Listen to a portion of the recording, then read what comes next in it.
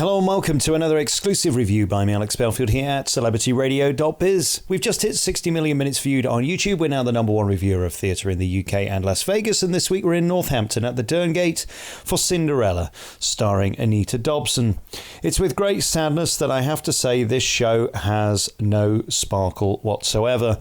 Having seen 9 Cinderellas this season, this is the worst for several reasons. One, clearly Kudos, who produced this pantomime, have given them nothing. There's no showbiz, there's no standout moment, but unfortunately Anita doesn't shine in this role. I'm a big fan of Anita Dobson and I love to see her in things like Annie, but this is not for her. It's not all bad news though. There is one megastar of this show, and that is Bernie Clifton at 84 years old. He's quite remarkable. I mean, this guy walks on stage and you immediately love him. You can't buy that. That's what Panto is about, and these are the kind of stars theatres need to book. If I were the Royal and Derngate, I'd be phoning Kudos asking for a refund this season. This show has very big mistakes, like there's a chandelier in the kitchen because whoever directed or produced it couldn't be asked to get rid of it from the ballroom scene. I mean, ridiculous. There's 2 fabulous ugly sisters in this, another highlight with Bernie, David Dale and Tommy Wallace's uglies. David Dale, one of the best in the business. I mean, the lines might be sticky, but don't you worry, the fabulous costumes and David's face is worth a visit, even in a pantomime that's a turkey. The script itself is a bit grubby for me, low rent, and that's unnecessary because you've got so many talented performers within it. Most staggering about this production is the fact that the room is so cold it's actually unbearable. I mean, we're all sat there in jackets. What is this? It's 30 odd pounds a ticket. What is going on? I'd rather go to a village hall for a £5. I just don't understand how they get it this wrong. You cannot charge 120 quid for a family of 4 and expect me to keep my jacket on. That's just not acceptable. Fairy Godmother sadly wasn't convincing. Times looked bored, as if she wanted to be in Aldi doing her shopping. There's certainly no magic for the kids, which is disappointing. Prince and Dandeli are full of energy, but this old set was dimly lit and the entire show poorly directed.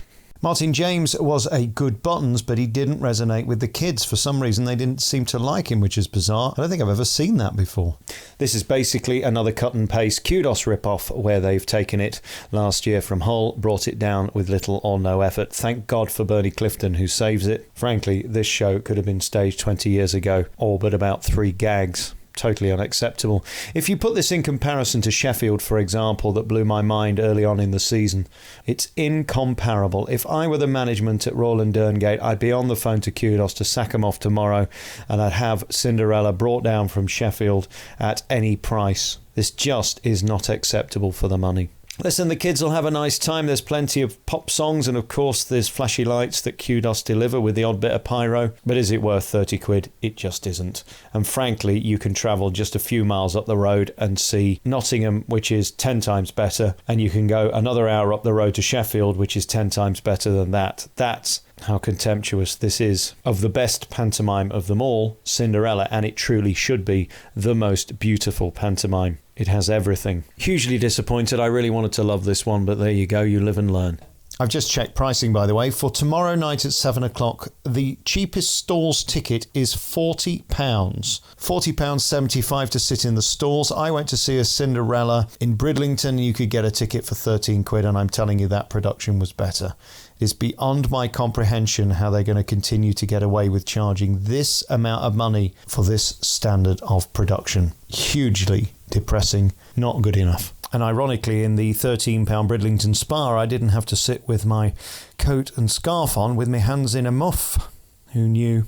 You've been listening to another review by me, Alex Belfield, here at celebrityradio.biz, where last year we had over 12 million minutes viewed on YouTube. You can check out all of our hundreds of interviews and reviews at www.celebrityradio.biz. Ta-da.